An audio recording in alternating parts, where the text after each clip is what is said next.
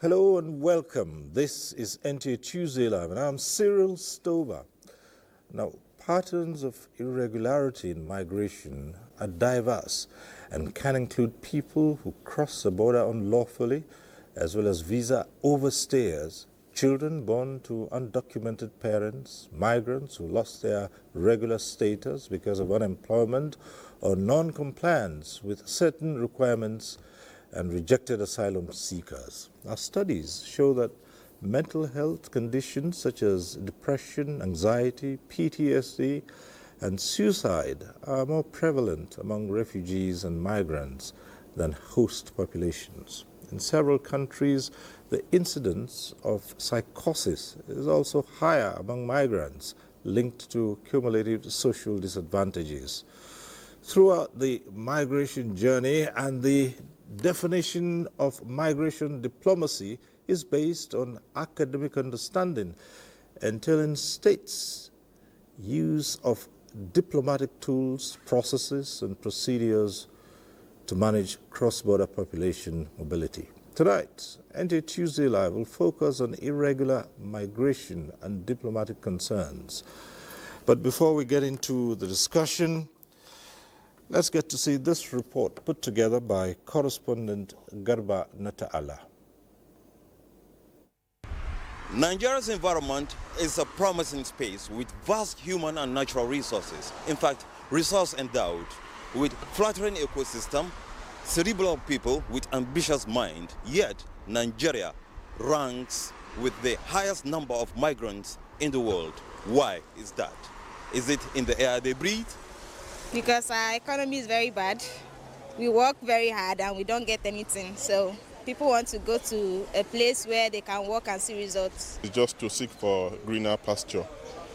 Some of Nigerians think due to unemployment, by the time they travel out of this country, some of them seek for employment outside Nigeria, and the moment they leave, they are able to get it. So if your brother just go here, like they are paying well here, you go just like feel like, let me go there and go and hustle. That's the reason why most of people, they are pulling out. Everybody wants to make a living. You are in this country, there is no good road, no good lights, no good education. Whatever they are finding abroad, we have it here. So why can't we stay in our country, look for our daily bread in our country? Is it not better for us? Because the taxes that you are paying there, I think it's not an easy something that you can even live your life comfortable. Beyond Nigeria's borders lies a dream of better opportunities, of greener pastures, and a brighter future. But for thousands of Nigerians, that dream has cuddled into a perilous nightmare. They are irregular migrants, risking their lives on a perilous journey where the price of hope can be extortion, imprisonment, or death. What becomes of those who embark on this desperate path? No matter the situation, don't leave the country. Because due to my own situation, I was like, maybe when I get here, I'll be able to send some to my mom.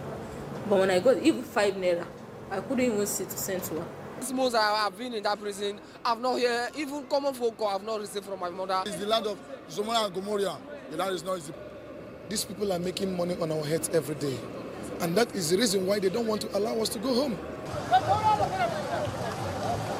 The route to Europe is a gauntlet of suffering.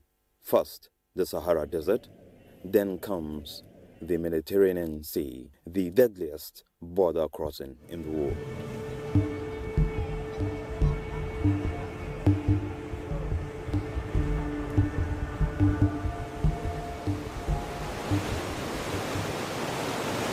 The central Mediterranean route is highly deadly, with thousands drowning annually while fleeing conflict, poverty, and climate change, only to face tragedy again. My advice to our young youth there in Nigeria that they should stop coming to Libya. So if anybody should advise them of not coming to Libya, they should take that advice. Recent data shows irregular crossings into Europe dropped about 30% in early 2025 compared to the previous year, partly due to controversial externalization policies that raise human rights concerns. While reducing arrivals in Europe, such migration has created humanitarian crises in transit nations, a situation frequently generating consular interventions abroad, strained diplomatic relations, and this reflects poorly on any nation's global image, undermining multilateral and regional cooperation. We need more of multi-agency collaboration. Then more of, I think awareness. I still find it shocking that some people will still say, oh, we're still going to, and you hear these things all the time. So maybe more maybe there should be sanctions. There should be sanctions. For those that survive the journey to Europe or any other country, the reality is that it is far from the dream sold to them by traffickers. The Japa phenomenon and its associated diplomatic concerns represent a multifaceted challenge, requiring coordinated responses across multiple policy domains. This is the complex part as Nigeria continues to suffer from brain drain, losing its best doctors, engineers, nurses, academics, and tech talents, weakening its institutions and slows its development. Tonight, Tuesday Live will examine the multifaceted dimensions of these growing problems, its root causes, consequences, and potential solutions. All right, that report sets the tone for tonight's discussion. Let me introduce our guests to you. I'd like to welcome to this program the Honorable Abike Dabiri Erewa, Chairman, CEO, Nigerians Diaspora Commission, NIDCOM. Good to have you join us. And, thank you, Cyril. Nice to see you live. Right. Well, it's good you're back home. We always say this to you. Thank you. You're back in your home. Thank you. Right, I miss. Okay. Let me also welcome to this program Reverend Father Emeka Chris Obiezu, OSA. He's a migration policy and governance expert. Good to see you. Good to see you too, Cyril. Each time I see you, I remember my days of watching you at NTA, and it's always a pleasure being with you. Right. Thank you. Thanks. And also joining us tonight is Eden Harris, a U.S. Africa journalist. Thanks for being with us tonight. Thanks for having me. I'm really excited to dive into this conversation and get the diverse perspectives and learn from what you guys have to say about the migration trends and also contribute. So thanks for having me. All right. Thank you. Well, at some point in time, as you know, this program goes interactive, and then you can join in the conversation. But when it's that time, we'll remind you of the process and the procedure. For now, let's go into the details of what we're here to talk about, irregular migration and diplomatic concerns. And let's start off by putting into context the primary drivers, the factors that drive irregular migration and how they impact global politics and the global economy. But let's start from the NIDCOM chairman to help us put that in perspective. Well, thank you very much, Cyril, and a great conversation we're going to have tonight. And it's a topic that we can never get enough of. I mean, considering the fact that we just received, one of these girls from Libya, you keep wondering, why do our people send them back on those dangerous journeys? You can't stop migration, legal or illegal. But what we need to do is reduce irregular migration. And I was asking Reverend here that, a lot more needs to be done. Having had to engage with with some of our people that we have had to return over the years is a very traumatic experience. I mean, there's a good side of migration, which we all know, which we deal with in the Diaspora Commission. Our brothers and sisters abroad doing great things. But the thing is, migrate regularly. It's bad enough even being a legal migrant, not to talk of being an illegal migrant. So it's a big problem.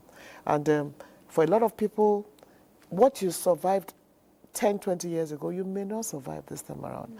I remember Dr. Jibuno, who went through the desert on an adventure. Remember him? Yeah. He was sharing his experience. He wrote a book. He was sharing the experience with me, and he said, when he saw them, he said, maybe one of you may survive. And they all said, that one will be me. You know, if 1 out of 100, that one will be me. But not anymore. Even that one is not likely to survive. So, yes, government has a role to play.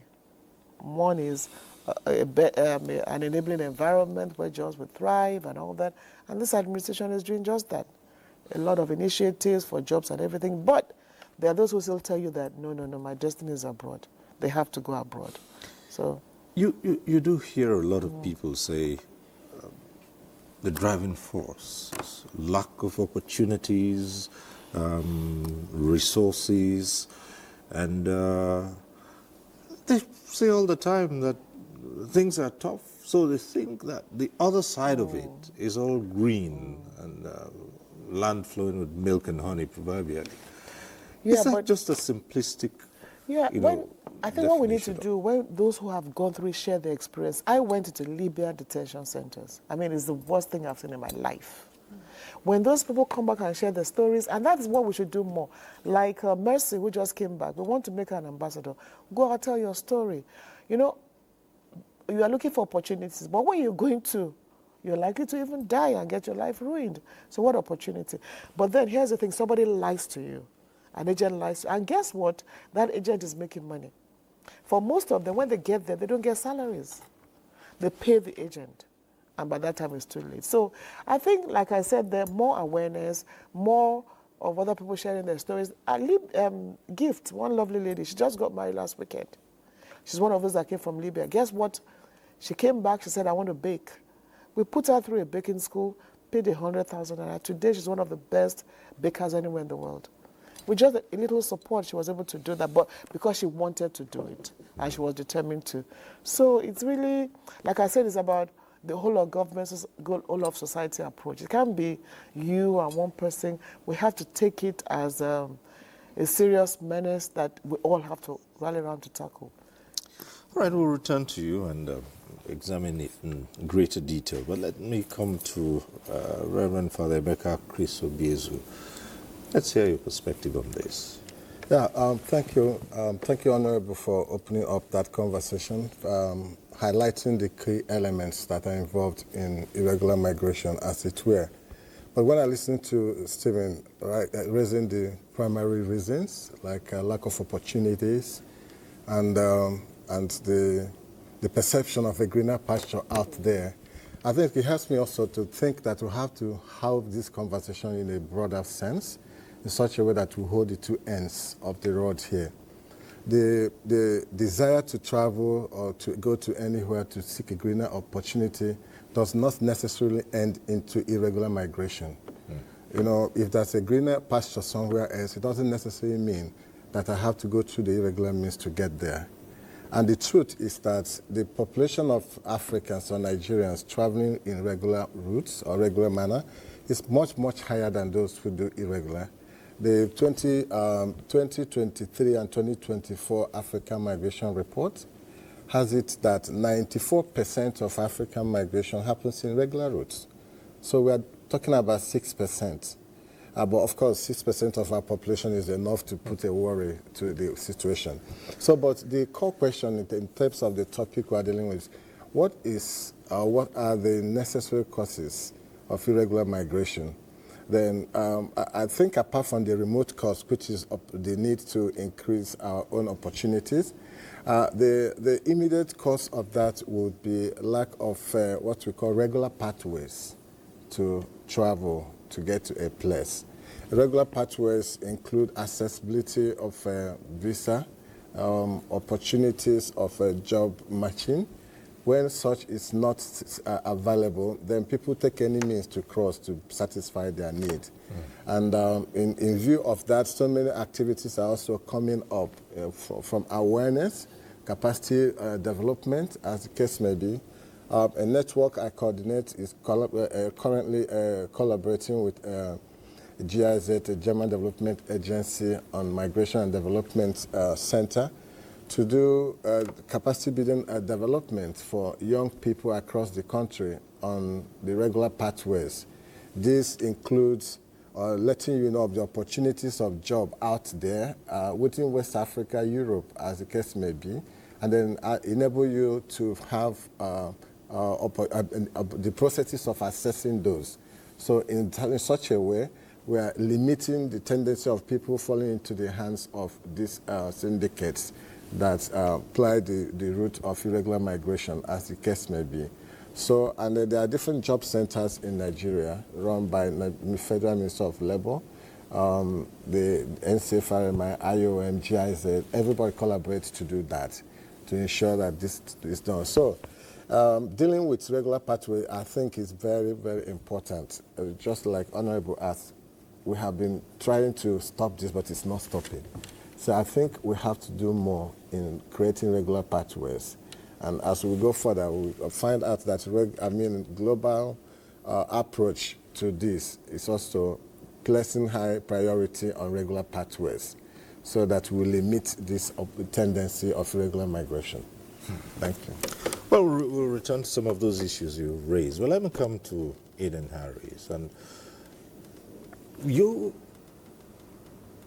are a journalist, and you just need to turn on any television, international news outlet, subversion, in the print as well as on the social media about the dangers of crossing into other countries. First, for those who brave the hazards of the journey, they get maybe midway or even to their intended destinations, and the conditions there are just atrocious. Some are clamped into detention, some, are treated like common criminals. So what would be the driving force behind someone who undertakes a journey like that, knowing full well what lies ahead? Yeah, because Nigeria has the highest level of migration leaving the continent. It's driven by economic stagnation, lack of opportunity, which was already mentioned. But I think instead of focusing on the bad, youth and politicians or people who are following politicians closely, that's what I rather say, should focus on the new leadership that's currently in office. There are plans that they have to create better infrastructure, to create better programs around innovating and providing those economic opportunities. I want to point out one newly appointed leader, Khalil Halalu. He leads over science and infrastructure in Nigeria, and he currently launched I don't want to say contest, but a opportunity zone for people to innovate. And his messaging is basically that you shouldn't just inspire youth, you should invest in them. So when there are opportunities to create economic opportunities and get people out of poverty, and there's hope and funding to back it, that's a way to slow down migration in the country. Nigeria is known to be a leader in tech. It is known to be a leader in culture. Why not tap into those strong areas and find ways to create more revenue streams here? It's the largest Black nation in the world, which means there's opportunity and there are so many brains that can come together to further solve it. So when it comes to people migrating illegally and feeling like there isn't much economic opportunity, I would say that they can look to the new government and see what it is that they're doing. And look for those opportunities because they are out there. Sometimes people just need a glimpse of hope and that new blood to help them see that it's out there. So I just want to add that and not dismiss the fact that people are migrating for a better life to what I have to say. I hear this argument for a better life, but there are two categories of people I'd like you to comment on. And yes, you have seen so many of them. Every time you've had to speak to the media about those returning, we find that they fall into different categories. Let me give you an example. Someone claims they don't have enough opportunities, they don't have the resources to invest in trade. Yet sometimes they raise hundreds of thousands, running to almost millions, in order to embark on this journey, to pay agents. And you wonder, what if they plowed those resources, those funds, into starting up a small business? But you do find so many of them who've done that.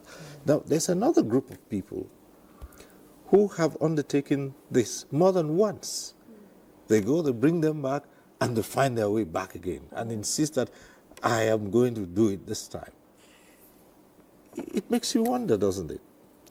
Yeah, and I can share some examples. There were these guys that came, I can't remember from, but they came back, and I got a call like 6 months later. I said, Honorable, guess where I am? He had jackpot again. And this was somebody we brought back from a journey that he came back with nothing. And he's telling me, well, I found my way back again. And guess what? He's back again. Back to the same problem, and it came back. So I still see it boils down to having more. We want to work more with National Orientation Agency, put these things out there at every level. You know, but you see, and that's the irony. You are paying to go on these journeys. Sometimes as much as 2 million, 3 million naira, 1.5 million naira. In the midst of all this migration thing, my driver went somewhere, wanted to buy, saw this woman wanted to buy, I think, plantain, and she was talking about if only she got 50,000 naira more to add to the money she has, her daughter will travel. And that one said, haven't you heard all these things happening? But I was able to convince her, don't do it. So that's why I'm saying that we all have a role to play. He was able to convince her, don't do it, and she didn't do it. And some of these people, like the girl that came back from Mali, guess what she was doing in Mali? She was helping somebody make amala in a buka. Guess what she's doing now? She has a freezer, she sells drinks, and she's selling something. So I think, then don't forget the agents. As long as they're still walking around, the agents are a problem. This is trafficking. But then, like you said, you raise the money to go, but you're raising that 2 million because you think that 2 million is going to become $2 million. And then you can buy. So really, we all still have a role to play. Some end up as sex slaves. All kinds of things. And you begin to wonder the role of families in all of this. When a parent says to their child, oh, look at XYZ, she's gone abroad somewhere, and she's making it. You know, the thing about making it. And then you encourage your own children to do the same. And sometimes these children, they are driven to this by their own parents. If I may chime in, a lot of the perception of the American dream or making it somewhere is just false. You said earlier in the program that people think that there's this milk and honey or like it's better somewhere else. Like when you come to the UK or America, me as an American journalist, it's hard there too. People are struggling to pay for groceries. People are struggling to go to school. The employment rate is really high in America. It's close to, it's 4% and higher. Recently, black women who were in the federal government were laid off. When the new president came in, President Trump, over 300,000 black women were laid off from the federal government, and research has shown that that was a way to build the middle class in America. So it's not as easy as it seems, and one would argue that you bring your problems with you where you go, you know, mentally, physically, it's still the same. So I think the best solution is to work with the local government or work with local NGOs and figure out solutions to improve your situation. No, sorry, I think each time I get into this conversation, I always try to help each and every one of us, both the discussants and those listening, to have a broader perspective in this conversation so that we don't end up in blame games, you know, or profiling people in terms of if you thought twice or if you have taken this other way. You know, there are two issues we mentioned. She just came up with the fact of American dream being false, and then people thinking that the grass is greener elsewhere. You know, we used to hear that people think that money is plucked off from somewhere. Those are feeble stories which Nigerians, those who are engaging in this issue right now, know. Those who are going out know that it is hard out there. But what is convincing them is that they hope they have it, that it is better to struggle there and earn than what they do here and not earn. And that goes again to the amount of money you just quoted that people raise. It does not completely suffice that if I have 10 billion naira, I invest it in Nigeria, that I would become sufficient and sustainable in this place. There are so many conditions that make business to thrive and make life sustainable. And when those things are not available, no matter the amount of money you invest, does not guarantee their sustainability and why you should not travel. And this is why I want to build on what you said. You know, one of the key elements is creating enabling environment, right? It does not necessarily have to be government business only, but it has to be a holistic whole of government, whole of society approach. And so the fact there is that, what are those things that make it impossible for somebody who is a level 14 staff, maybe working in a private establishment, paying him or her well, and then one day wake up, bundle up.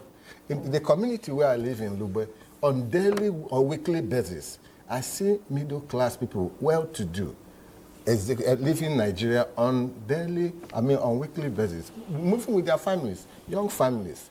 It's not that they are poor, but they also have what they call a long-term view of what they think their life will be. Those who are, let's take education. Those who are staying back home and doing education, you know, the quality education you can get now can only be gotten by the amount of money you have. So some of these things, yes, somebody will say you pay such higher amount to go to UK, but who are those paying? Those who have the means to do that. So if we do not get back to the basis, you know, as I was coming in here, I was actually saying, it is not actually true that Nigerians are the most traveled people, right? I did the statistics. There is no African country that is among the first 20 countries of migrating countries. No African country as a whole in the world, the statistics of that. And so, but why is our own the issue? Our own is the issue because of the fact that we don't have, one, as I said, regular pathways to migrate in such a way that an American who wants to go to change environment can do somewhere else, and that person has an option. An option. That is, for that person, migration is not a necessity. Migration is a desire, is a choice I make. So, and you can make choice when you have options to choose from. So I think that is something we'll have to put on the ground when we discuss, you know, and also not simply say that if these people do not weigh the two ends of the money they spend to get pay smugglers to take them across, if they plowed it here. I have people who came up to me to say, yes, I have done everything you have just said. I actually had a business. I set it up. This particular regulation pulled me down. I tried to do this one. Yeah, but you see, on the flip side, yes, that's true. But you look at it, where they're going to is unknown territory. Yes. One, they're not familiar with the practices, apart from stories, or in some cases, I've spoken to people who, you know, made up their minds based on movies they had watched, where everything was painted that, you know, like the American dream. You know, there are opportunities. If you work hard, you're going to make it. In a film. But just to add to but just to just think that, okay, I'm middle class here. Perhaps if I found my way to the US, the American dream, I'd make it. And then, of course, some people who work, regular migrants, who work and save their money. You know how it is like. We are a showy people. They come back home and everyone wants to prove that they've been successful. And so you have an exchange rate where $1 exchanges for 1,000 plus. And someone who has worked so hard and saved this money comes in here And dose them out, and someone says, oh, yeah, so this is how America is. And they start thinking, if I earn $50,000 in the US, and then they convert that to... Yeah, but if I just... But it doesn't make sense, does it? No, but it depends. Yeah. If I add to what Reverend said, the grass is, like somebody said, the saying said, the grass is not greener on the other side. It's greener where you water it. Okay, so it's okay if you actually go make your $50,000, come back, do what you want to do and return. But we're talking of those who don't. So we're saying that, like he said, can we have more regular pathways to migration? But to have that, there's even the regular pathways to migration, the countries you're going to, things are getting tougher for them. And they have conditions. And they have conditions, which are not favorable. I think the second part of this conversation is diplomatic consent, and maybe that is when we begin to talk about how do we go about it. But I also want to say, you know, my networks I work with, we do a lot of advocacy using different media. You know, one of the things Nigerians say, especially those who are desperate to go, is why do your people always tell us stories of those who didn't succeed? There are 1,000 others who are succeeding. And so why do you not bring their perspective so that I hear all these things and I make my choice in this way? There are Nigerians who are making out there. But I'm saying also from studies, I'm not just saying from hearsay, from studies, the Nigerian drove that is moving, and these are those who are going by regular routes. Many of them who are going are not going because they watch a movie that is... Sorry, the security is pure issue. You don't know your child that lives, where you are living, you can't travel from one end to another anymore. So many of these things are weighed in before people make such choices. For migration, as I said, but the regular and irregular dimension of it are followed by two things. One, desperation. Two, major one, lack of regular pathways. Because you know very well that because there are stringent rules on visa or stay permit, regularization.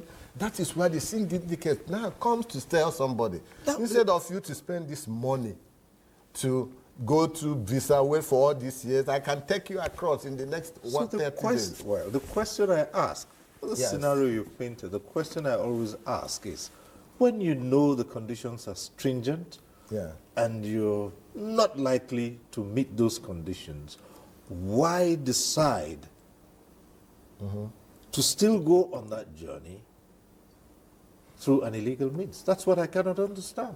I mean, I'm not saying that is so. You're hoping against one of I've just lived, I'm saying what people say to do that. One of the events we heard, I think in Avani Krokwe or Nnamdi Azikiwe University one of these days, somebody said, it is better to die hoping to do better than to stay where nothing happens. That is why they keep going. And they have seen those who have done it and succeeded through the irregular route. So yeah, but the message is this. Those who succeeded did that many years ago. In this last few years, it's almost impossible. So, and as you are saying, look, nobody is saying you shouldn't go, but can't you try and go properly? And what I'm saying is getting more dangerous. The world is a tough place now. The world is more dangerous now. And that is why you realize that with the examples that you can give, when you are determined that, look, it could be, like somebody said, but you don't find yourself in a situation where, look, everything is hopeless. I'd rather even die. Let me just go. It's better I die. You know? So I still believe that with more people like you doing advocacy, if we use examples, that you can save the next person. Not long ago, I had an interesting conversation with someone who was intent on going, the wrong way. And the reason is something I'd like you to comment on, if there's any merit in that. That, so many of us want to go to Europe and America, and now we say it's irregular, it's illegal. So, but who made it legal and regular for the Europeans to come into our continent and occupy and establish their systems and reap our resources and take back to their places? So it's time for reparation. So we're going there to do what they did to us. So who stopped them and who told them they're irregular migrants and illegal migrants? Yeah, So who told immigrants, African immigrants who are... Well, when the Europeans and the Americans came to Africa, there was nothing about being illegal or irregular. They came and took the resources. Yeah, so I actually... And developed their world. This was the argument someone put forward. Yeah. So now it's payback time. That's a good question, and a lot of things I'm seeing when I'm researching for my reporting is Africa taking back their narrative and Africa being reliant on their natural resources, their minerals, and they're calling the shots. They aren't allowing folks from the outside to come in and dictate how they run their countries. Bill Gates recently offered to do testing to offer birth control to many African countries, and I'm blanking on the name. I don't want to say the wrong country, but there was a woman leader of a country who basically told him no. Like, gone are the days where you're going to come in and take our youth and test on them like they're subjects. We're taking control. When it comes to them, other countries, maybe in Europe or the U.S., putting up walls and creating barriers for Africans to come. I recently spoke to a notable person. His name is Lawrence Etta. He's originally from Nigeria, but he was raised in Toronto. He basically sat down with me and he told me over dinner in Lagos, he said, the rest of the world, they are afraid of Africa. They are afraid of the continent coming together and putting their minds together and creating something big and beautiful. Which is one of the reasons he said that traveling on the airplane is really expensive, like going from country to country in the continent.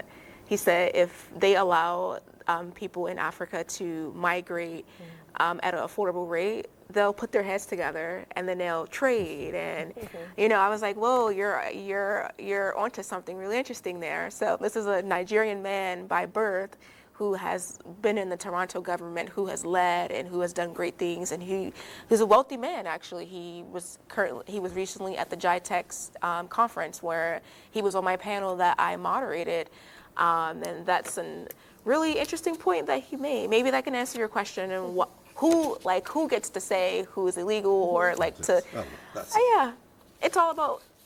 Yeah, according to Lawrence, it's about. People being afraid of Africa, and they don't want them to band together and become a really strong force that they truly are. You know, sorry, yes. In response to this, I think 2 years ago I wrote a poem which is titled "We Are Always the Problem," or "The Problem is Always About Us." You know, just like you said, when they came over to our country and it was a favorable place, then, or they saw things favorable, so it was a place to be. And when they found us useful, we were very good in this place. When the land was no longer favorable, right, they decided to leave. And when they needed more energy to build where they were going and saw the energy in us, they took us over there, right?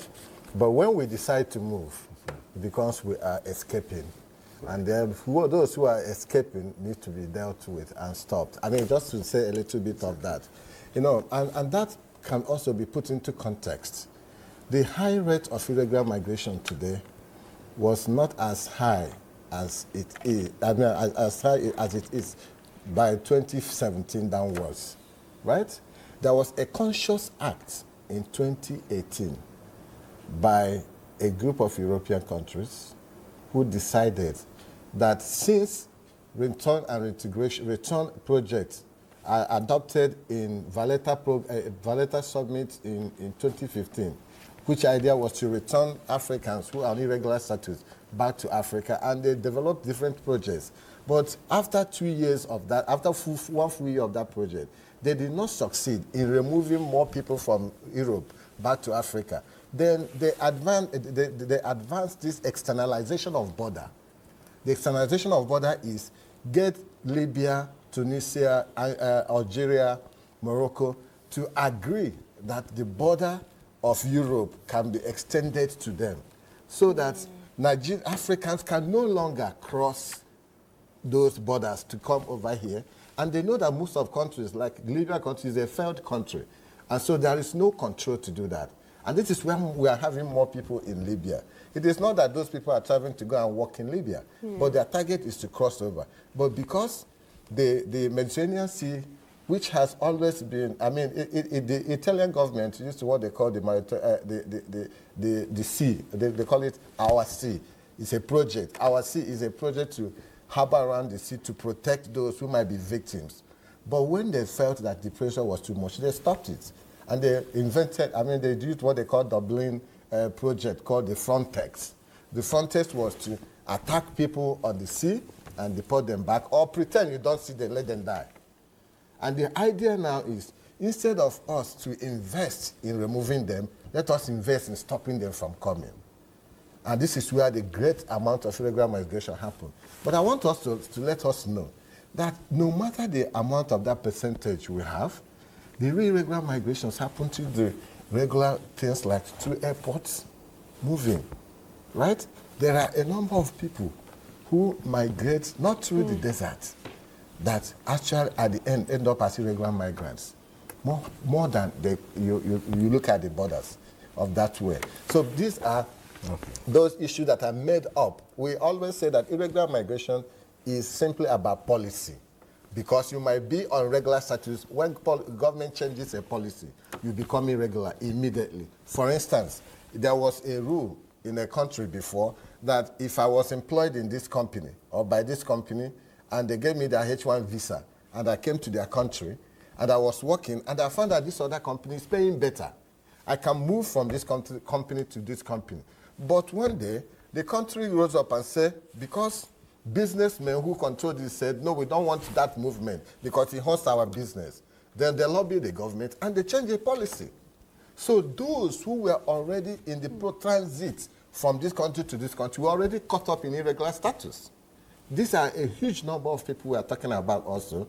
And just like those who by marriage issues fell out of the contract of coverage of their marriage contract, such people also fell into irregular status. So irregular migration is more of policy than a phenomenon of movement. But let me just go back to, he's a professor of migration. but back to, and I agree with your point, but what I want to go back to is, nobody is stopping us but ourselves. So these things happened years ago. Here we are, African continent, we have everything, human capital, resources. Why can't we just make the best of it? So it's left to us. I don't agree with you that because those things happened in the past and everything, let us, hold our destiny in our hands. And it's now back to Africa and African leaders and every one of us. So why is it that I want a situation where Eden will move back to Nigeria? Yes. We'll move back to the country. And that is beginning to happen. It's beginning to happen. I like how you put me on blast. I'm currently debating between Kenya and Nigeria. And folks are trying to push for Nigeria. I really love Nigeria. I've been here for 10 days. It's good. Yeah. So we'll see. And then we need to also project our country, celebrate the best of ourselves, believe in ourselves, Like we have a policy now, the President Bola Ahmed Tinubu's policy of Nigeria first. Let's start with us. Yes. All this one that, look, if I'm 30 years old, I come out, I don't have a job, somebody said, there's a job somewhere, you will go. But what you're saying is that those jobs are not there. So why don't you, and you said something when you first started, the opportunities, innovation, but are we talking enough about it? Are we showing the younger ones about this? We can give you examples of young Nigerians who have said, listen, I'm going to do this, and they are doing it. Right. So our destiny is in our hands, and we'll have to work together to make this happen. All right. In addition to the conversation in the studio, we have a number of reports. Let's get to see this one from Lagos. The Sahara Desert, a major route to many North African countries, has become an illegal expressway for those who dare to embark on this suicide mission packaged under the guise of greener pasture. While the survival rate is low, those who manage to get to their destination face an uphill task, coping with the forced labor they are exposed to. Because they not tell us what are we going to go and do there. We don't know that it's prostitution. They tell us that we'll go and work. We'll be working sales there, they'll be paying us money. We'll be working sales there, they'll be paying us money. They thought they were paying us 55K every month. When we reach Lagos, story have changed. Then they now block bus for us. Then we now enter bus. Then they now carry us and put us inside rock and inside boat. Then go carry us and take us to Ghana. I've never experienced of Ghana. Then they now carry me and take me to Ghana. That's how I reached Ghana. I was suffering, nobody to help me. I don't have mother there, nobody to ask of me. I did not tell my mother that I'm going somewhere like that. Revelations like this are not new. Stories of many illegal migrants are often pathetic. Many of them are brutalized, abused, and enslaved in forced labor.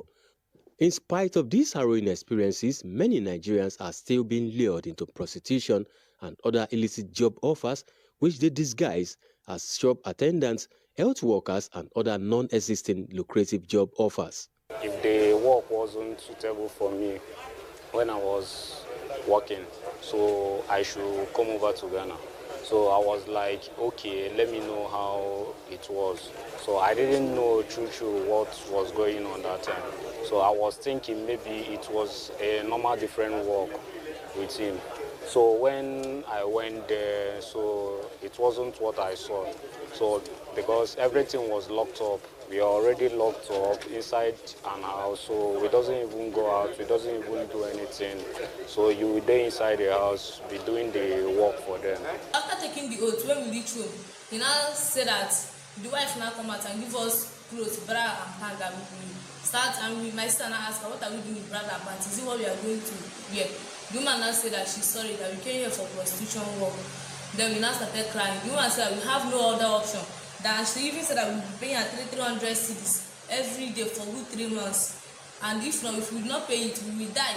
That we should remember that we take oath, we will die or we will run mad. From the experiences of those rescued by the Nigerian in Diaspora Commission (NIDCOM), there are still many Nigerians trapped in some West and North African countries and many more in Europe roaming the streets aimlessly. Oath of secrecy and voodoo scare, according to some of the victims, are methods used to instill fear, ensuring they cannot seek help and keep the identity of their oppressors and other cartels a secret.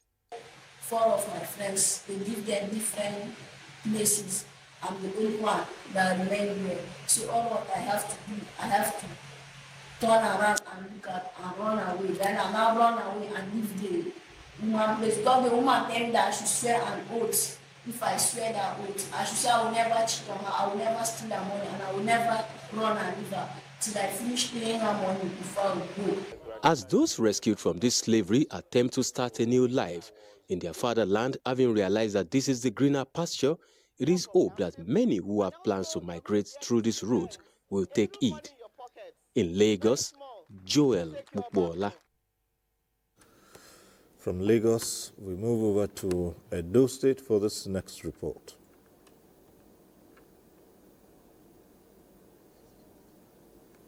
From Nigeria is not new, but the current scale and urgency are unprecedented. Many young Nigerians, particularly Gen Zs and millennials, are increasingly drawn to the idea of leaving the country in search of better economic opportunities. The Gallup World Poll indicates that the desire to emigrate among Nigerians has surged to 29% over the past decade, with Edo State being no exception.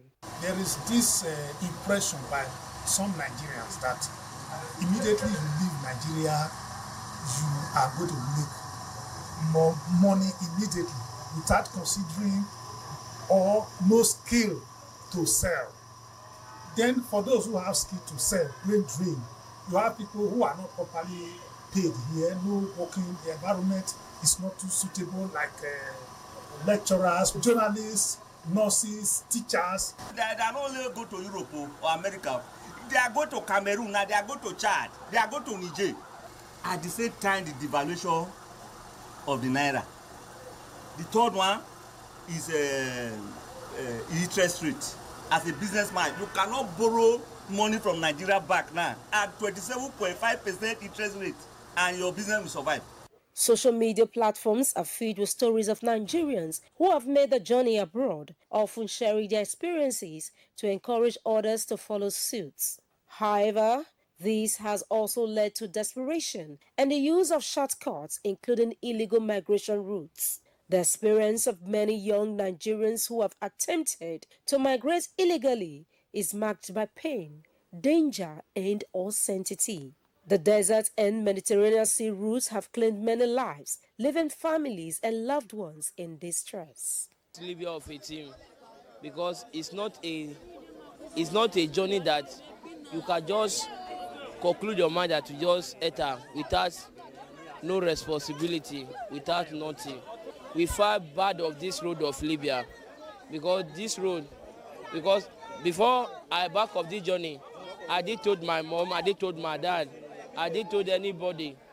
You see, but just the back of this journey, because we experience after we enter it desert, because we experience many bad of things. Because inside the desert, almost how many Rosulos boss enter inside the desert, almost 16. It's only 5 that are able to deliver in Libya there. People are dying. I will advise my people they should not enter the road. If I was know his road is like that, I for not enter the road. So yes, it's God that save us there. People are dying. In an effort to stem the tide of emigration, Edo State is implementing strategies to create a stable economy and improve livelihoods. We have actually reduced the tide of human trafficking in Edo State. NAPTIP have done so much in creating awareness and sensitizing the public. We go to churches, we go to schools, we go to mosques, we go to public areas, motor parks, to sensitize the people on the ills of human trafficking. And we are doing so much here in Edo State because people are now being more aware of the ills of human trafficking. Anybody who is trafficked out of this country, when they come back, we readmit when their parents reject, we rehabilitate when some persons irritate, and we reintegrate them back to society with the help of the state government. While on the SQ model that I developed is when you see a crime relating to human trafficking, see it, say it, sorted, is the duty of our stakeholders or our indigenous people here to see it. As the Jagba syndrome continues to trend, many believe that it is essential to understand the underlying drivers and work towards creating opportunities that will keep young Nigerians at home. With the right policies and support, there is hope that the tide can be turned and Nigeria can retain talented youth. All right, our next report is from Kaduna. Syndrome refers to the increasing rate of migration from Nigeria by young people, professionals and skilled workers to seek better opportunities in Europe. The term comes from a Yoruba word meaning to escape or flee. Williams Mark Anthony once stayed abroad for 13 years and is now back in the country. I interacted with him and this is what he says. If you don't have any means of going, well, at times it's better the money you want to use to leave the country, you can invest it in something and it will heal.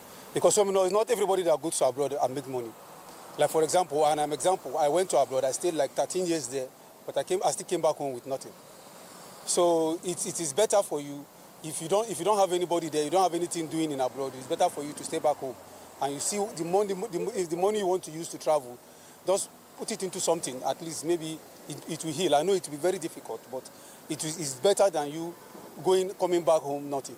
Most people leave Nigeria is because of short-sightedness, and most time lack of vision is a problem the young people have. And people believe that when you move to other countries, the opportunity is there. But I found out that I have friends in other countries, Europe country, and life is not also easy with them. The major problem we have with Nigerian youth, I think I call it mental laziness. When people are not ready to work, but they're ready to make quick money. And they always had this belief that when I move to Europe, when I move to other African countries, the money is there. But when they get there, they find out that life is also tough. Also in those countries, they are risking their life to go, like you said. A lot of people go to Morocco to connect to Canada and all, and they end up in the high sea. But my take on this is the sanitization by the federal government or the state government should be more. Visit to NAPTIP Kaduna office, which is one of the authorities responsible for advocacy and sensitization, shows that the present administration is doing its best to create an enabling Nigeria for all. We are all working towards to stop it going on.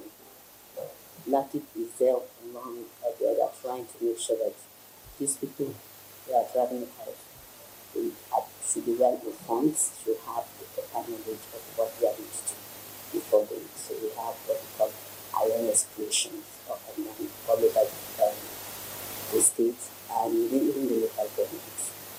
So you going out to search for greener pasture and risking your life and the life of your families, because when you lose your life or you lose any part of your body, your family are going to be endangered because they need you. Many youth like Williams have fallen victim to Japa syndrome in this country, and they have their terrible experience to tell.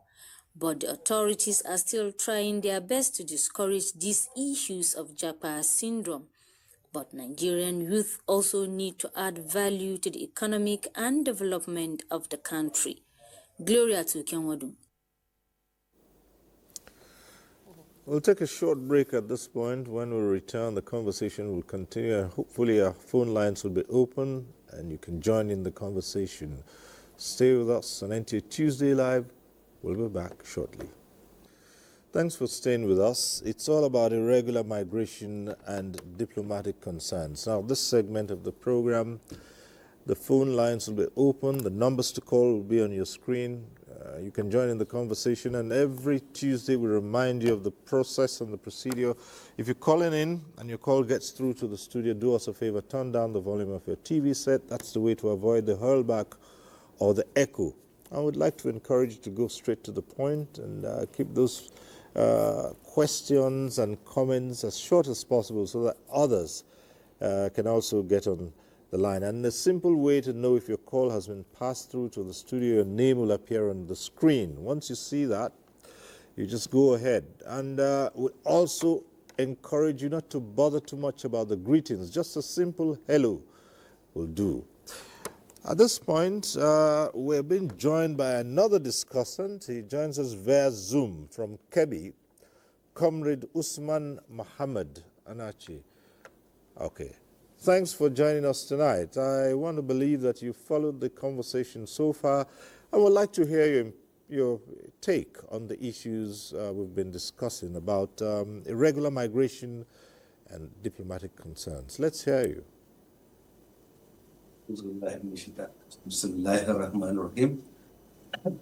Actually, the illegal immigration is a very serious phenomenon.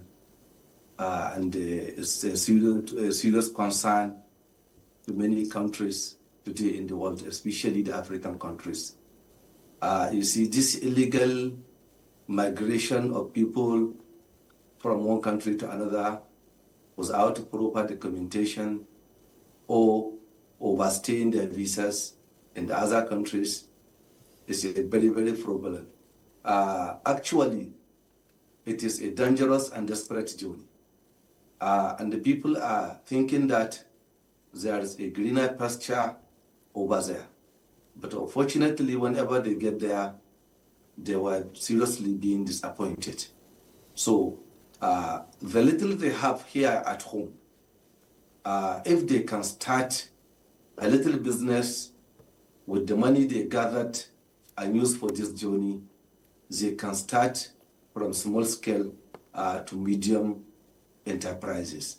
They can even employ others to join them in doing their business.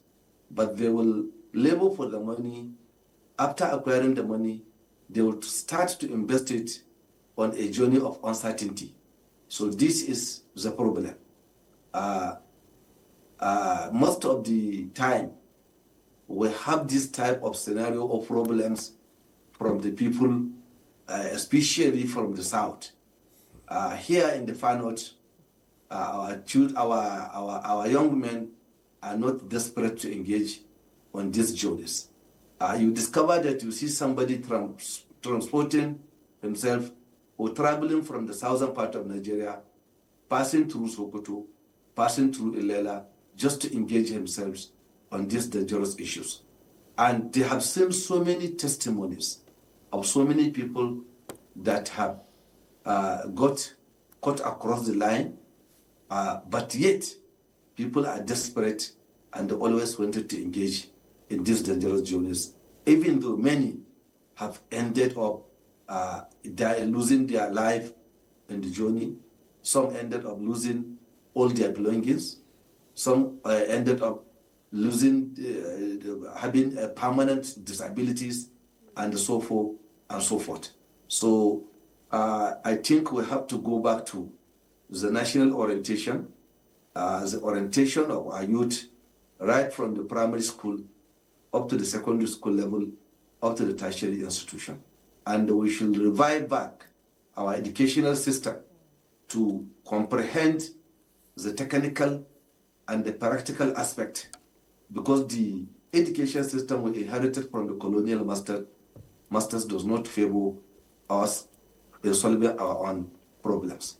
And the national values, the social and traditional values of our people should be encouraged, because losing our national values will now assume that at the other side of the world is better than where you are.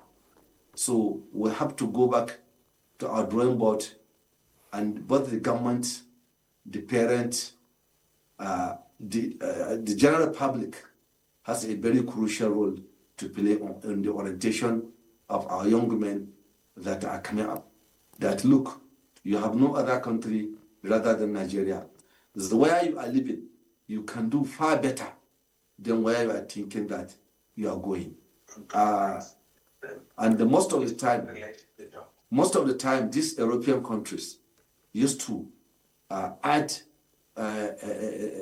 some of this at the architectures of some of these problems. Okay. They always dominate our African countries without allowing us to use our own natural resources ourselves. So our own governments need to come back to their senses. If, for example, we have the raw materials here, but these raw materials were being exported to these countries who established their own manufacturing industries, and then come back again to us with the finished goods, which is not encouraging. So we're supposed to encourage or make it mandatory for those multinational companies to come here. Anywhere we have mineral resources in Nigeria, let them establish their own companies there, so that they will manufacture those raw materials there and then do the finished goods. It will even give us more export opportunities, and then it will get again employment for our teeming youth in the country. All right. So I think if we can go back and draft these policies, it will go a long way, and we will be self-sufficient in most of those things. Okay, Comrade Usman Mohammed, thank you so much. We'll return to you in a moment, but back here in the studio, Honorable Abike Dabiri Irregular. Let's begin to look at the aspects now of diplomatic concerns. You know, we did say it's regular migration and diplomatic concerns, and how all of this is impacting on diplomatic relations in Nigeria and those countries, the ones first who serve as transit points.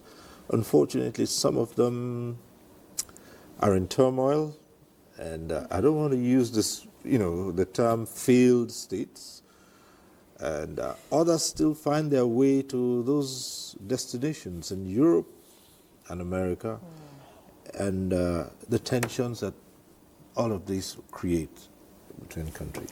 Yeah. But before that, I want to touch on a point which was made there. Okay. The role of social media in all this. They're sending social media is an unreal world. So all that information that, people that get trapped think is not real. And even that person that comes and says, hey, I just landed, a lot of times they go back maybe crying. So it's not a real world. And whatever can be done to save people from that unreal world, I mean, it's very important. And I think social media has contributed to all this problem. In terms of diplomatic concerns and solutions, look at even around ECOWAS. Now, because you can move around anyhow without you don't need any visa, anything, is now, we're seeing the other side of it, which is the fact that you can carry 12, 13, 14-year-old, 20 in a bus and take them anywhere. So now ECOWAS needs to look into this issue holistically. I mean, you go to the streets of some African countries, I've seen them, 12, 13, 14-year-olds dragged into prostitution, and then we bring them back. So that is a problem that ECOWAS has to fully, headlong tackle. 2, we have talked about regular pathways to migration. Indeed, you can make it easy. You need these jobs. So why don't you make it easier for those going for the jobs to get them? And some things are happening with the International Organization for Migration. Reverend 2 is involved, where, okay, this is your skill, this is what you want to do, that you can go properly. We're doing that, and there's a platform, there's a name for it now, being done with some countries in Europe. We're in Poland, where we actually saw Nigerians who went regularly doing great jobs and all that. So that, we cannot overemphasize it. We're not saying you need the jobs, these guys want the jobs, let them go properly rather than, going through irregular pathways. I think those are the key things I'd like to stress. Yes. I mean, no law says you cannot move to a better environment, but do it properly. And this is the challenge we're having. Father Emeka. Yes. I think we cannot overemphasize the value of diplomatic relationship in dealing with irregular migration or migration governance as a whole. The current global framework for migration governance is referred to as the Global Compact for Safe, Orderly and Regular Migration, which was adopted by 163 UN countries, member states in Morocco in 2018. It has 23 objectives, and all these objectives are all intending to make migration safe, regular, and orderly. The last of the objectives, which we call the underpinning of all the objectives, is the objective 23, which seeks for international cooperation and partnership to enhance a better management of migration.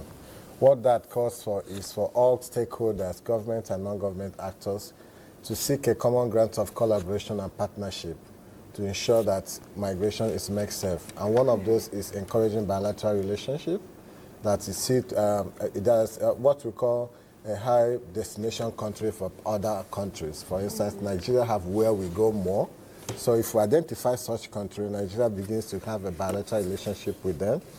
And then there was something Honorable started with before we went on break, and that is zeroing back into ourselves first and ask, what do we actually have to do our own first to do that? Now, let me do this snowballing here. In 2018, African countries came together to adopt the African Free Movement Protocol, phrasing more of the ECOWAS Free Movement. And up to today we are talking, it is only 4 countries of Africa that have signed and ratified that. And what it was trying to do is to promote free movement between African countries. Sometimes it is even easier for non-Africans to move within Africa than we do within ourselves. It is said that it is only Africa that is a continent that has over 60% of its citizens having to go through visa one kind or the other to move within. It has economic implication, it has integration implication. Honorable also raised the question of the side effect of free movement. Of course, free movement protocol of ECOWAS, signed in 1979, does not say get up your bag and carry and move anywhere. It has a protocol, it has a process. There must still be a stop at the border to be able to ask who are you and where are you going to. But because you are an ECOWAS citizen, you have that free movement to say I am a Nigerian and I'm going to Ghana and I will be here for 3 months, 90 days. I can do business for that 90 days. I can take residence for that 90 days. But if for any reason I have to stay beyond that, then I have to go through the regular means to now ask Ghanaian government, how do I become regularized to now stay beyond that 90 days? This is what the rule provides. It is not the problem of the protocol, it's the problem of implementation. And this is where we have laxity of processes that checkmate and as well as implement what is written there. Now, the first document any traveler needs to set up in any travel is their passport. It is a passport that says this is who you are, and that is where you begin your first your first journey. In most cases, almost all countries try to make their passport accessible. But I mean, take Nigeria for instance. Most recently, to get 32-page of our passport for 5 years is now 100,000 naira. And then the 64 pages for 10 years is now 200,000 naira. This is the kind of things that these syndicates will chime in. You know, we just pray that there will be no more opportunity of going to, is it Oluwale passport type? We used to do those days. But you have already created a place where people will begin to manipulate and then exploit potential migrants.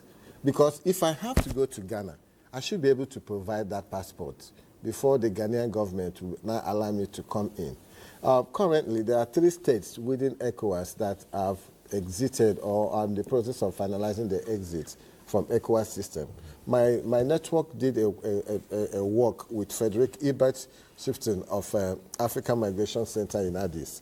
What we did is a study, a perception study of the impact of these 3 countries' withdrawal on migration governance and integration within West Africa. Currently, even with ECOWAS still saying that we don't want to enforce,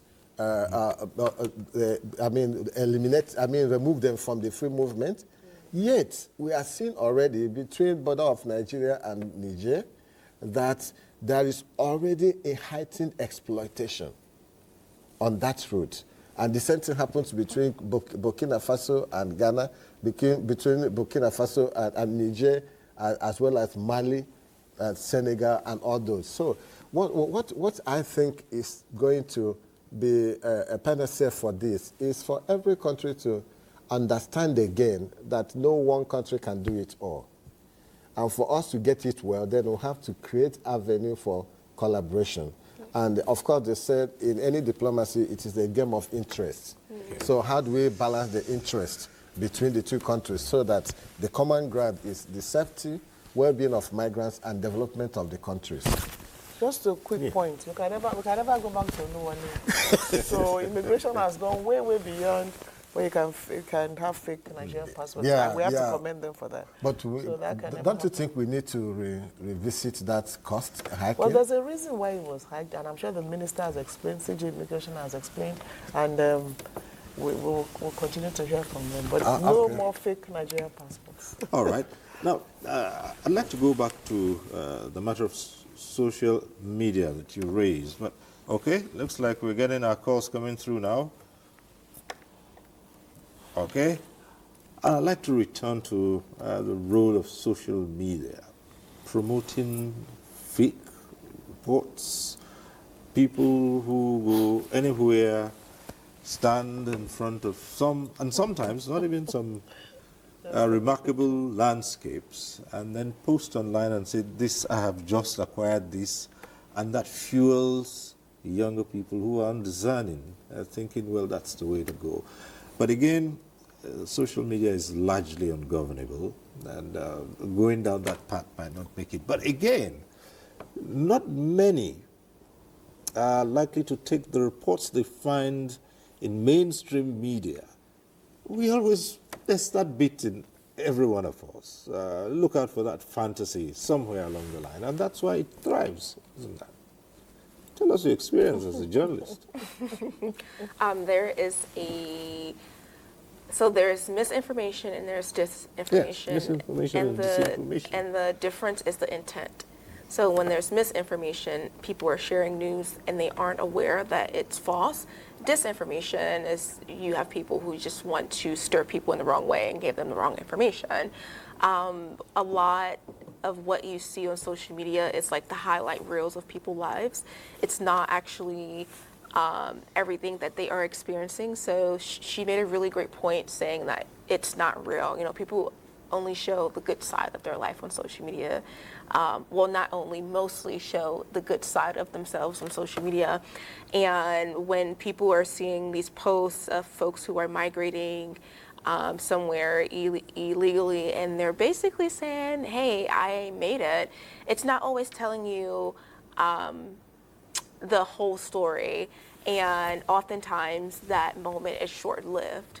Like, they're even captured and they have to go back. So it's not a full representation of their experience. And folks who are watching on social media, they have to be wary of, discerning of what it is that they're seeing, and decide, is this misinformation or disinformation?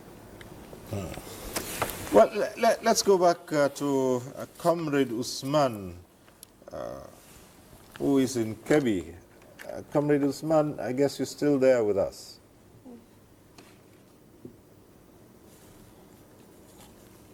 Right, yes.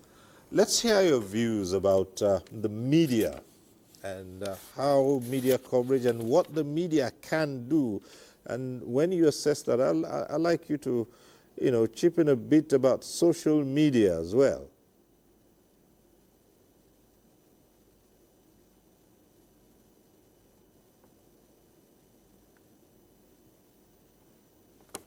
Comrade Usman, can you hear me? I cannot hear you. The sound has gone off. All right. What about now? Okay, we'll return to you in a moment. We'll try and see if we can fix that, and then we'll return to you. The numbers, once again, are on the screen, so you'd like to call in and ask a question or make a comment on the issues at stake, irregular migration and diplomatic concerns. And moving forward, technology and innovation, how to employ these to address irregular and illegal migration. What steps can Nigeria take beyond having agencies like NIDCOM, sometimes at the point of breaking its back to repatriate, numbers, and having some of them go back? Yeah, I'm a vision expert. But the back is already broken, actually. So, Reverend. Yeah, I think I would start with, technology is where we are right now, and that seems to be the way to go for everything. And we also within the migration space are employing all available means of integrating technology into the system. One is using the technology first to disseminate information as quick as possible. Currently, Nigerian government has reviewed and validated its migration policy, waiting for adoption by the Federal Executive Council. Okay. So within that space, we are also, one of the implementation actions set out there is to make that policy accessible. Okay, let me just ask you to hold on a moment and see if we can get this call in. Incidentally, it's coming from Birnin Kebbi as well. Umar Anachi, one of our regular callers on this program, calling in from Birnin Kebbi. Hello, Umar.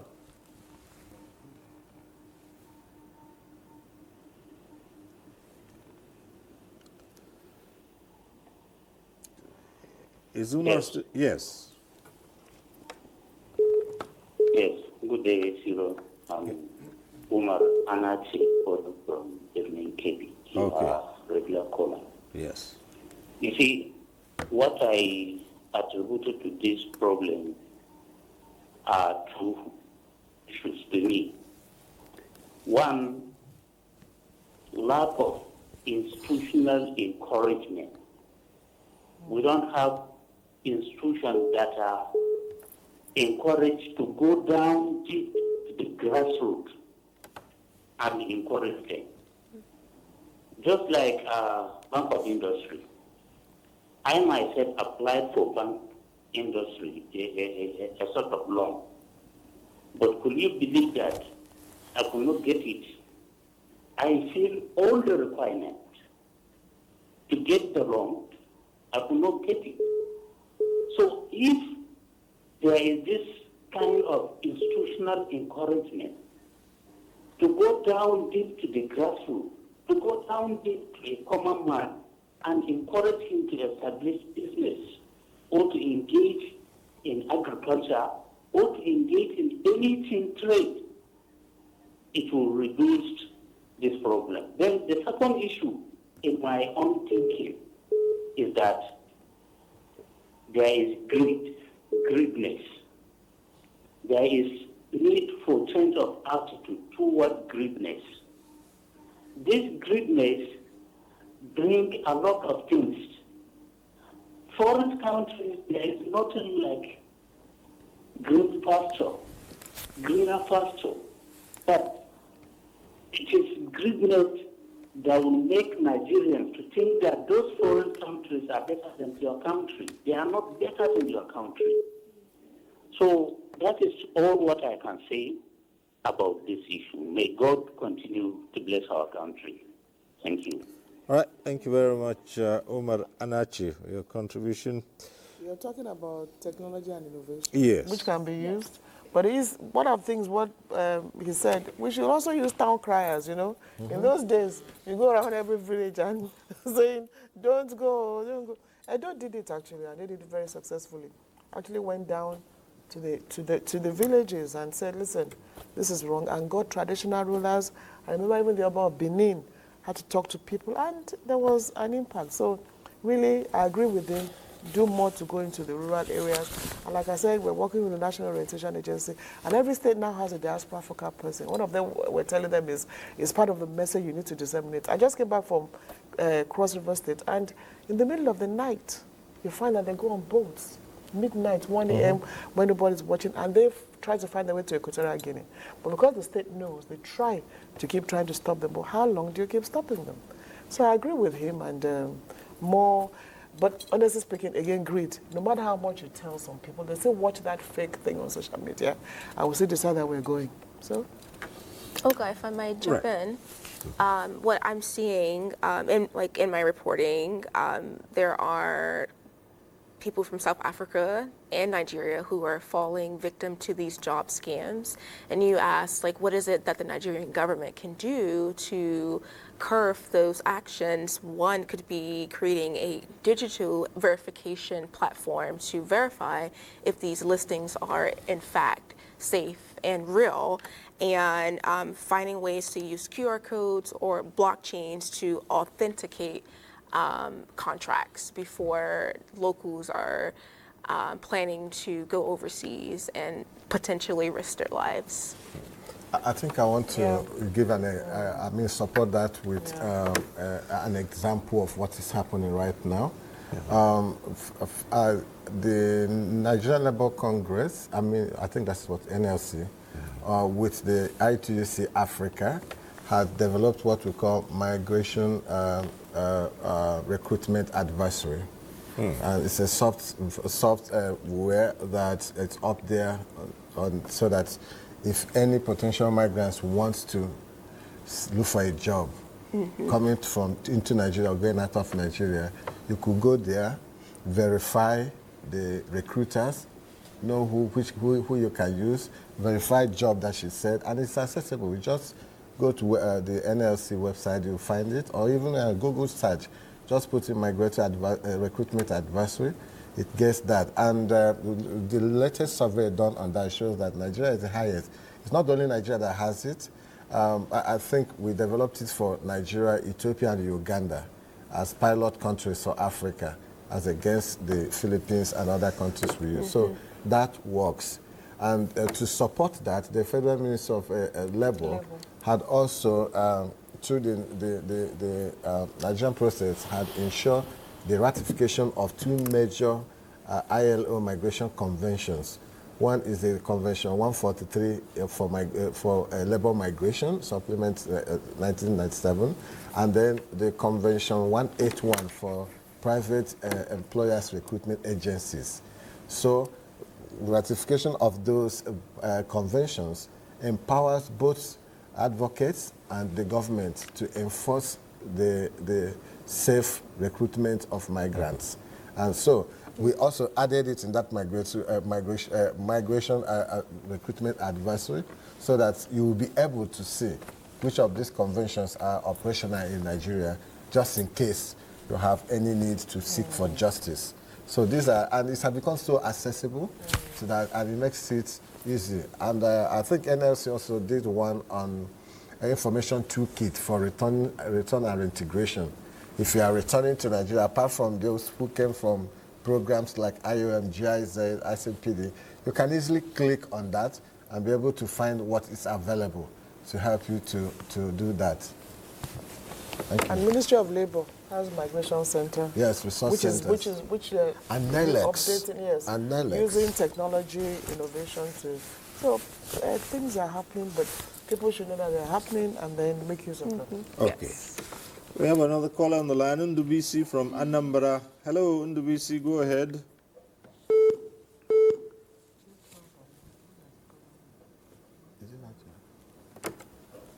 Ndubisi from Anambra, hello.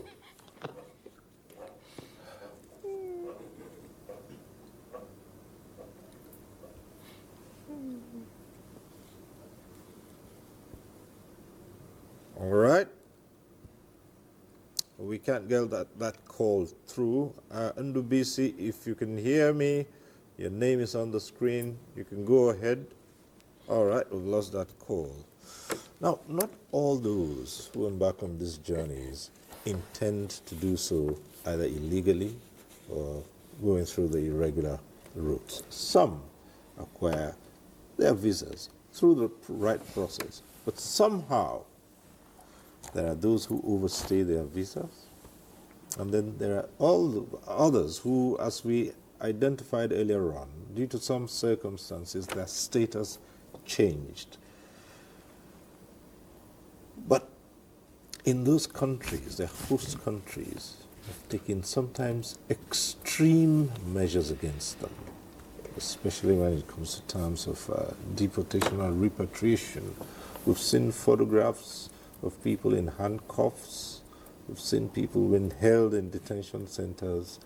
And sometimes it's those are not the ones you could point and say they embarked on those journeys through illegal or irregular means. What's on? This is NIDCOM, one of the government's agencies. How do you address that? One is, one clear message is a migrant also has rights. So if you overstay your visa, the only thing you need to do to the person is send them back home in a dignified manner. So there are cases where... That's right. Yeah, there are cases where we found that they were not well treated and we had to intervene. And so even when US said, look, we're going to send our people back, the Minister of State for Foreign Affairs, Ambassador Bianco Ojukwu, made it clear that even if you're doing it in a dignified manner. So and we also encourage Nigerians, don't overstay your visas. Just try to obey the rules of those countries. There was a particular case we're dealing with in one of these countries. I mean, a whole family of about 6, overstayed their visa, and it was like they were treating them anyhow. And then some people say you overstay your visa and then you pay. So they lock you up and ask you to pay some thousands of quite a high amount. If you have that kind of money, you will not be there. So what we urge is, if you overstay your visa, just send them back. Even if you tell us to, so just send them back rather than keep them in deteriorating conditions. So I think that's that about diplomacy. But why we also urge our people that, okay, if you go to some countries like maybe India, you're not likely to get employed. If you go to study there, it's not likely that they'll employ you. It's their own policy, India first. So you are not likely, no matter what you study, to get a job. So why do you think you'll go there and stay on and say you'll get a job? So you overstay your visa and then they'll send you back. And then they lock you up. There are many cases we've intervened in, but 2 things: try to obey the laws of those countries, and when you do get into trouble, treat you with dignity because you're a migrant, you have a right, and then Nigeria will ensure that you do not suffer for an offense you didn't commit. Comrade Usman Mohammed Kebi, I see you're back on screen now. Let's. I'm thinking we probably have been able to sort out your audio problems. So if you can hear me now, yes. All right. So, Yes. a few things we have considered. We've talked about the role of the media in covering, and just before you lost the audio at your end, I was saying I'd like you to look at that, and also the matter of the social media, what role it has played in all of this, and how the media can also help address this. So, actually, the social media is, I can say, is giving the disadvantages are more than the advantages in this regard, because the social media there was no need to verify. So it's unverified medias, it's unverified messages. Nobody can be held liable, which needs to be controlled by the government. There should be no, even though there's a human right, what they are saying, but the media needs to be censored, need to be seen, because media is sometimes it's more dangerous than even the weapons. So the social media needs to be controlled by the government. It's not everything that will be broadcast anyhow. That is why you see in the conventional media houses, there's people who will screen the information before it goes out, because information is a power. So it can cause a lot of problems.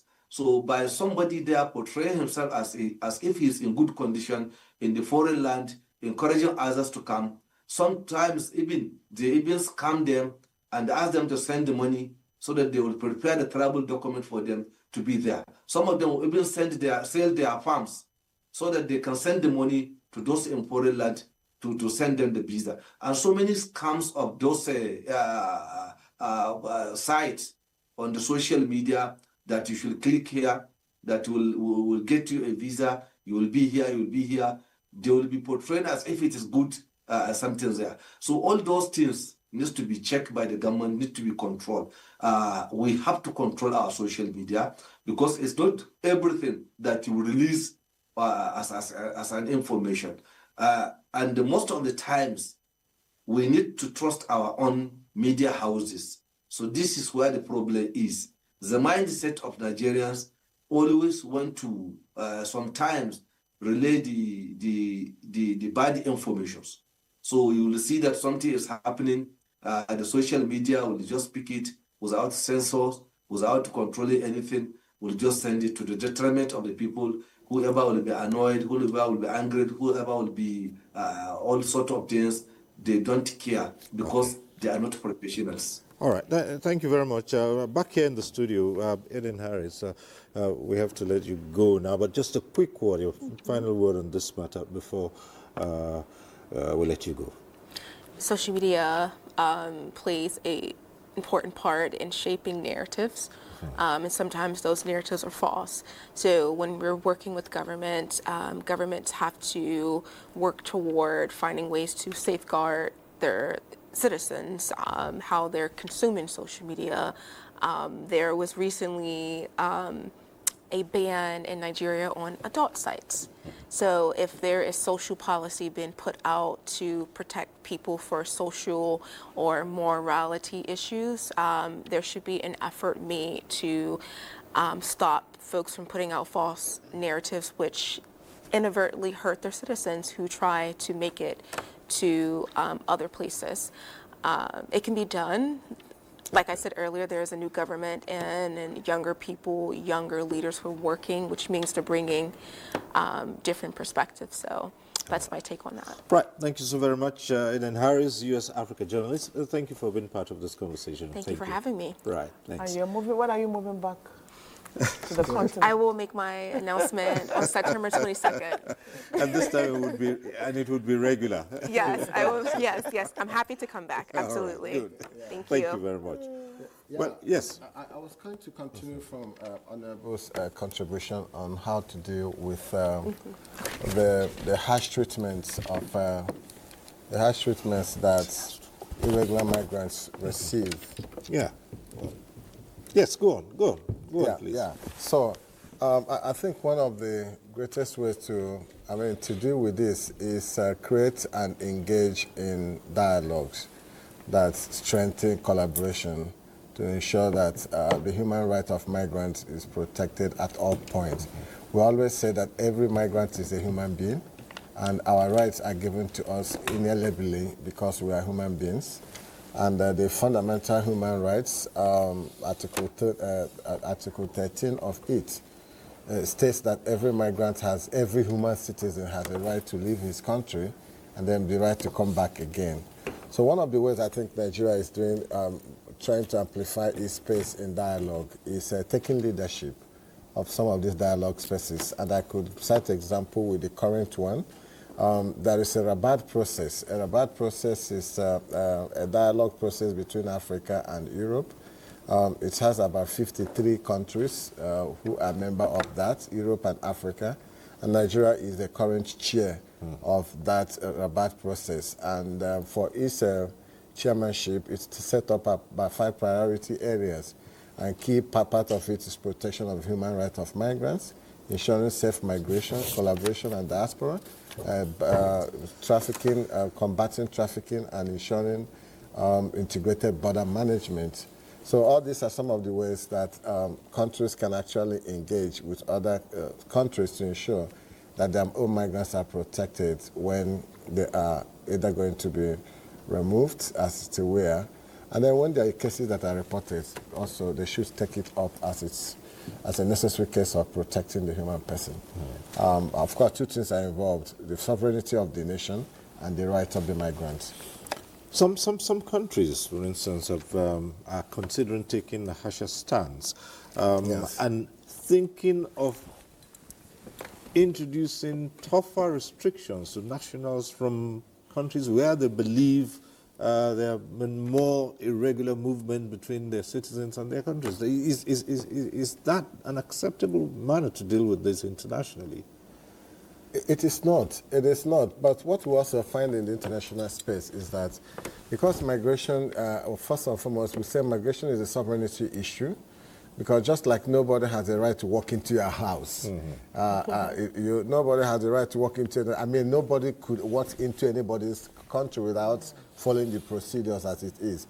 So because it is that, the international space plays the card of this collaboration, and in such a way that everybody is told the value of what it is to work together.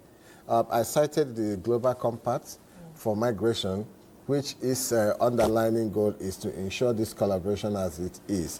And one principle, one of the key objectives is that detention should be used as a very last resort, very last. And if it has to happen, then there must be no child under detention, as it were. And if other human beings are to be there, all human rights of migrants must be protected in that. So shackles, holding migrants in shackles and pinning them down, and we see people who are gagged in the plane, bringing them on a long journey, and then dropped off from the aircraft when they land here. So such things are inhuman treatments. So, but what we have also found out is that some of those countries, to be sure that they are not caught up by any international framework, they walk away from the process. I can cite about 5 countries who started the Global Compact process in 2017, but at the point of taking stock in December 2017 in Morocco, in Mexico, they pulled out and said they were no longer going to do that. And the only reason is that they don't want the framework to become a yardstick of measuring their own country's attitude to migration. So such situation makes it difficult for you now to advance irregular routes towards such countries as the case may be. And to just add to that, in terms of some countries here are making their laws tougher, well, they have a right to. But whatever you do, understand the fact that a migrant also has to be protected. Look at what is happening in South Africa, where they go to hospitals, are driving Africans away. Not just Nigerians, Africans. I think they have more of Zimbabwe, Mozambicans and all that. It's not right. It's not right. You go to your hospital, get out of here. It's inhuman. Nobody does that. And I know that the government of South Africa does not accept that. They don't. The president has warned against it, but the people are still doing it. So what we need to do, I spoke to our Nigerians there. We've been talking to them. They're having some meetings next week, and we said, just remain calm. Don't take laws into your hands. And they're holding some meetings next week. So hope that it's not acceptable. It's not acceptable. In as much as, like you said, you can't just come into my house and enter anyhow. Yes, we know that. But at the same time, if I come, treat me with dignity and respect, no matter the circumstances. And that's why when we started bringing Nigerians back, one of the things we did as a commission is, I mean, you're coming back, at least let's receive you warmly. Like you said, you've gone on a long-haul flight, you've been virtually dehumanized. So we're there. I'm there physically at the airport to receive them, make sure they have something to eat, get some money to take away, and then while you're telling them, just ensure you don't, put yourself in this situation anymore. And government has its own role to play.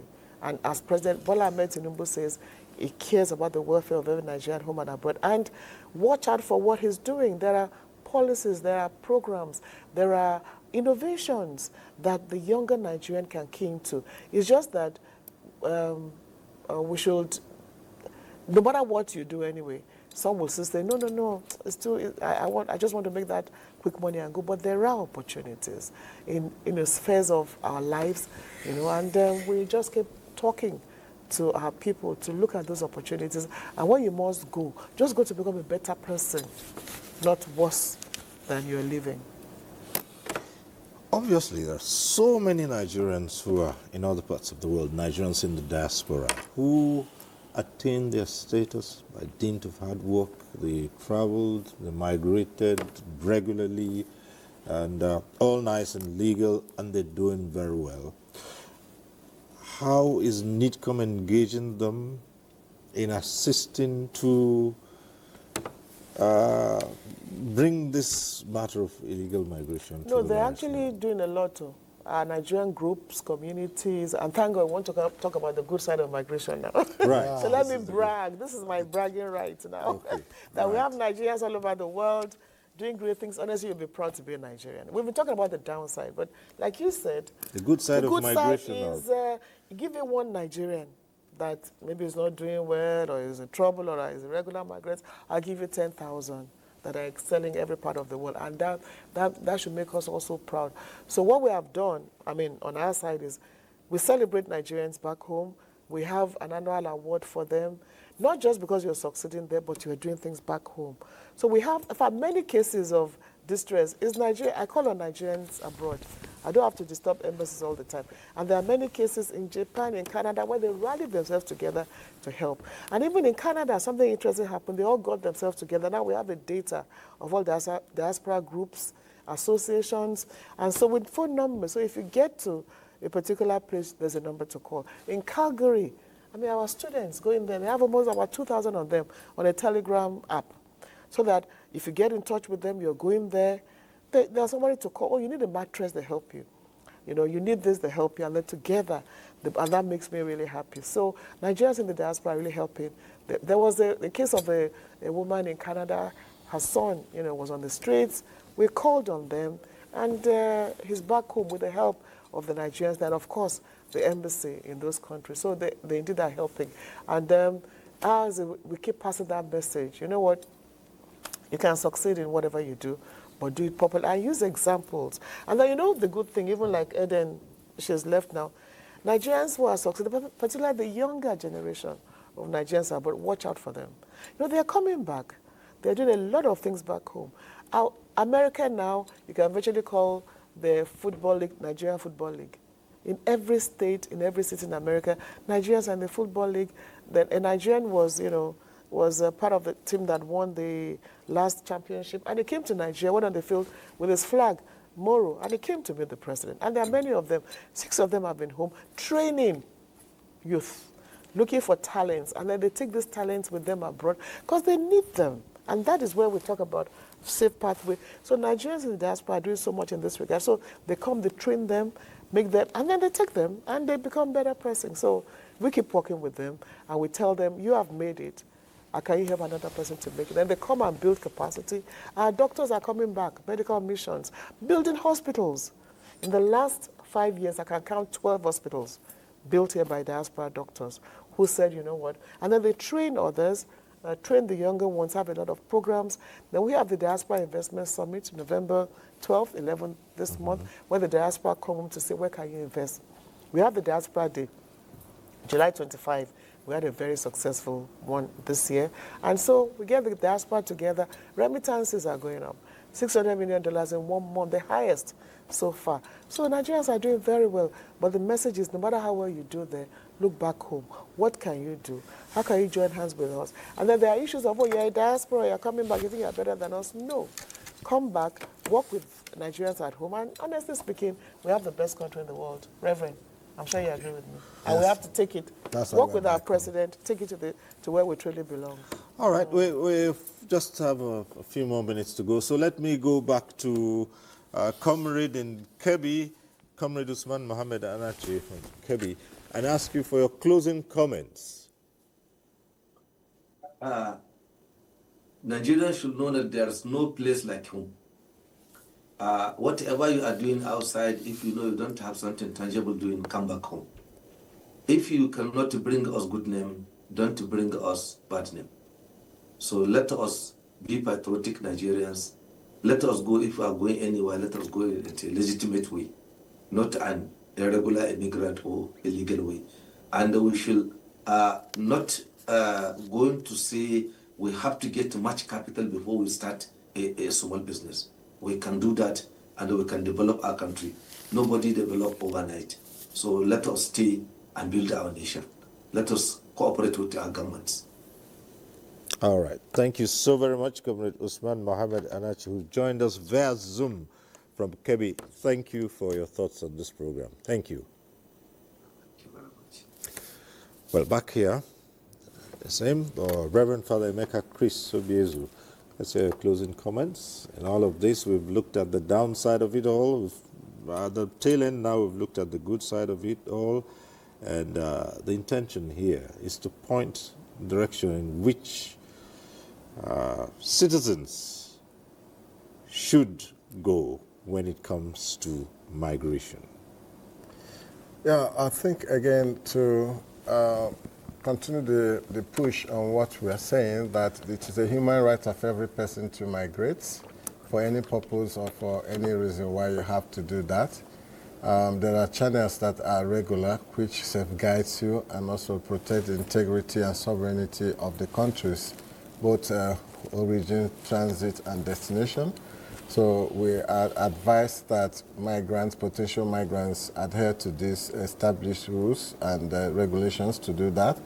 However, we also want to see that there is a consensus effort to reduce a forced migration or migration that is by necessity. In this case, the host countries, taken from Nigeria in particular, should be intentional instead of episodic in dealing with migration issue. By this, I mean doing conscious effort in investing in things that make it conducive for people to travel in this country. And then if somebody still want to travel, that person makes a choice and not a necessity. Thank you. Thank you very much. And we'll leave it here. Honorable Abike Dabiri, one last word and we close tonight. Yes, Nigeria has to invest in its people, invest in the people, and President Bola Ahmed Tinubu is doing just that. You can't stop migration, whether it's wrong or right, but let's reduce the wrong part of migration. Home will always be home. No matter how far a river flows, you can't cut away from your home. So remember home, and for those of you doing great, remember those here. And for those of you going irregularly, try to stop it. We'll be there for you when you get into trouble, but try to stop it. There are opportunities here. Open your eyes to those opportunities, and we'll work together to build this beautiful country of ours with our president in the lead. Thank you. And that's where we have to leave this conversation on this program. We thank you for watching. Thank you to our guests, Reverend Father Emeka Chris Obiezu, OSA. The OSA is Order of St. Augustine. Oh, Order of St. Augustine. Thank you. Migration policy and governance expert. And then, of course, Honorable Abike Dabiri, Chairman CEO, NIDCOM. Thank you.